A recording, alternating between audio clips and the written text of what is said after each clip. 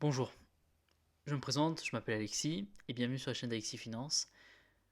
Je suis étudiant à la faculté de Bordeaux et je suis également salarié en CDI étudiant dans une enseigne de bricolage.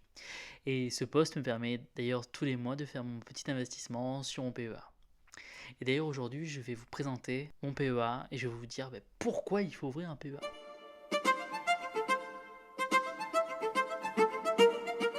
Alors, pourquoi ouvrir un PEA? Ce qu'on appelle un plan épargne en action. Tout simplement, c'est un outil, une sorte de portefeuille qui vous permet d'investir en bourse sur les marchés financiers avec une fiscalité avantageuse. Si vous voulez, votre PEA, une fois que vous avez atteint les 5 ans date anniversaire de votre PEA, vous ne payez plus que 17,2% de taxes sur les plus-values, et uniquement sur les plus-values, pas sur les sommes que vous déposez vous, uniquement sur les plus-values, du coup ça correspond aux prélèvements sociaux. Et du coup, les impôts sur le revenu, qui sont de 13%, en réalité 12,8%, vous ne les payez pas, vous êtes exonéré. Du coup, voilà. Par contre, vous avez quelques petits inconvénients avec le PEA, c'est que vous êtes limité à 150 000 euros. Mais déjà, avant d'atteindre les 150 000 euros, il faut quand même un petit peu de temps. Et aussi, la valorisation de votre PEA peut très bien dépasser les 150 000 euros. Il n'y aura pas de souci par rapport à ça. Vous pouvez même avoir des PEA qui sont à plus d'1 million sur l'évaluation des titres, ce qui est considérable. Donc votre PEA, il est constitué d'un compte titre. C'est le compte où les fonds seront détenus, tout ce qui est actions, ETF, etc. Ensuite, vous avez un compte espèce qui est rattaché forcément à votre PEA. Ça sera plutôt pour les versements depuis votre compte courant sur votre PEA. Vous aurez forcément un versement à faire sur le compte espèce du PEA et ensuite vous investissez avec ce compte espèce.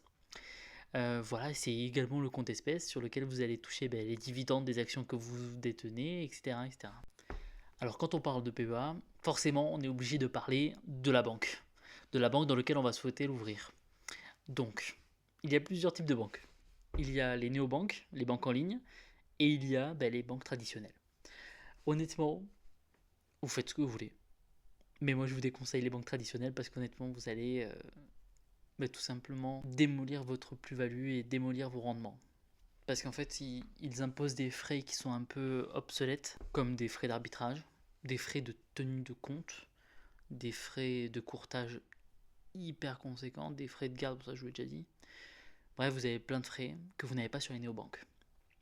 Du coup, en néobanques qui sont sympas pour ouvrir un PEA, vous avez, moi j'investis actuellement dans la banque Fortuneo, mais vous avez également Trade Republic, vous avez Saxo Bank, vous avez Bourse Direct, vous avez également Boursobank qui est pas mal. Au tout début, j'ai ouvert mon PEA sur Trade Republic, mais malheureusement, avec l'application, ce qui est dommage, c'est qu'on ne peut pas avoir le même suivi, les mêmes graphismes sur l'ordinateur. Vous ne pouvez pas suivre votre PEA sur votre ordinateur. Du coup, c'était quand même assez contraignant. Et moi, j'aime bien avoir cet aspect graphique que je peux observer sur mon ordinateur parce que j'observe plus de détails sur un ordinateur que sur un téléphone. Vous devez aussi vous poser la question, pourquoi vous investissez en bourse? Est-ce que c'est pour préparer, je sais pas moi, préparer dans 10 ans un apport pour votre résidence principale? Est-ce que c'est pour devenir, entre guillemets, libre financièrement parlant au- à vos 40-50 ans et que vous puissiez vivre je sais pas moi, de la rente, des actions, des dividendes? Admettons que vous arrivez à vous constituer un portefeuille de 300 000 euros.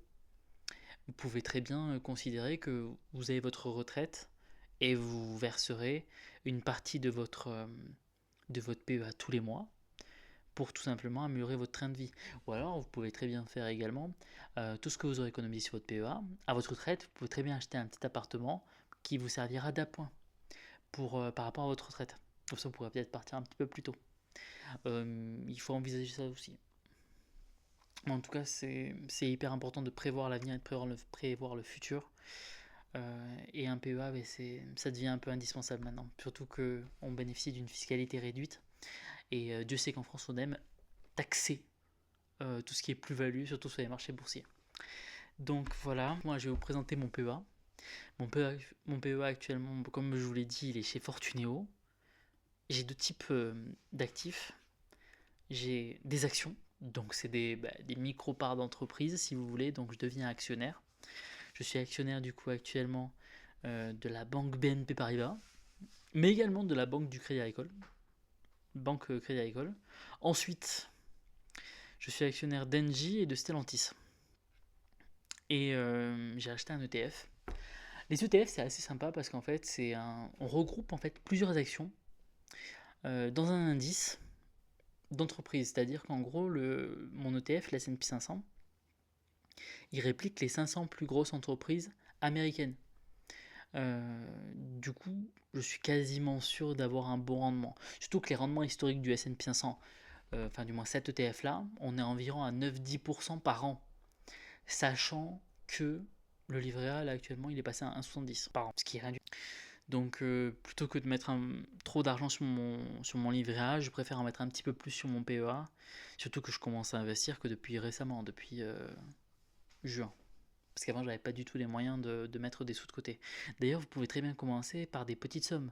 Que ça soit 30, 40, 50 euros, c'est déjà très bien. Même déjà activer votre avantage fiscal sur votre PEA via une ouverture. Vous avez Trade Republic qui fait un truc vraiment sympa. C'est pour l'ouverture de votre PEA, il vous verse 1 euro. Et du coup, vous avez l'avantage fiscal du coup qui commence déjà. Vous n'avez pas besoin de faire de versement vous-même, mais il vous offre 1 euro. Comme ça, vous activez quand même votre avantage. Vraiment pensez au moins à activer votre avantage si vous commencez à investir au moins dans un an. Dans 4 ans, vous savez très bien que vous pouvez au moins récupérer un peu d'argent. Vous êtes un peu plus serein, quoi. Et il y a aussi un autre truc, c'est que faites attention, parce que chez certaines banques, si vous effectuez un retrait avant les 5 ans, votre PEA peut être clôturé. Donc ce qui est quand même un peu embêtant, on va pas se mentir. Et surtout, le problème, c'est que si vous retirez vos sous avant vos 5 ans, vous êtes taxé à la flat tax, c'est-à-dire 30% sur les plus-values, bien évidemment. Pas sur les mises que vous mettez. Donc actuellement, mon portefeuille est valorisé à uniquement les titres, donc à 1853 euros, et j'ai une plus-value latente de 30 euros à peu près. Sachant qu'avec les annonces du gouvernement français lundi sur un vote de confiance, le secteur bancaire et le CAC 40 piquent un peu du nez là actuellement. Donc je vais pas vous mentir, ça aussi c'est une très bonne opportunité, c'est que moi je vais investir. J'avais déjà des actions BNP Paribas, mais vu que ça a chuté pas mal, là ça a chuté au moins de 6 à 7 points, je vais à la fin du mois avec mon DCA de 500 euros, je vais acheter que des actions BNP Paribas, parce que du coup cette baisse elle n'est pas liée au résultat économique de l'entreprise, parce qu'elle a un rendement toujours croissant, honnêtement, voilà. Elle verse toujours un bon dividende. Les bookmakers pensent qu'il va y avoir une augmentation, un potentiel avec cette chute de 7%, de 14% avant la fin de l'année. Donc honnêtement, c'est tout bénef, il y a de quoi faire honnêtement. Et j'achèterai bien évidemment de l'ETF S&P 500, mais j'achèterai le mois prochain. Et puis je verrai de toute façon s'il y a une nouvelle opportunité comme ça, si jamais le secteur bancaire se casse la gueule, je rachèterai de nouveau des actions BNP Paribas ou Crédit Agricole. On se retrouve pour la prochaine vidéo. Ce sera le passage d'ordre. Ça sera normalement la semaine prochaine. Une fois que le mois est passé, je vous ferai un petit comparatif avec mes perfs et le CAC 40 avec d'autres indices boursiers ainsi que des actions. Bon, et puis surtout, abonnez-vous, partagez cette vidéo. Il faut démocratiser ce putain de PEA. Il faut que tous les jeunes apprennent à investir et à gérer leur argent le plus tôt possible, vraiment. N'oubliez pas, vous avez mes réseaux sociaux en description. J'y partagerai de temps en temps des petites infos par rapport au marché, par rapport à ce que je pense être une bonne occasion. Je vous souhaite une belle soirée.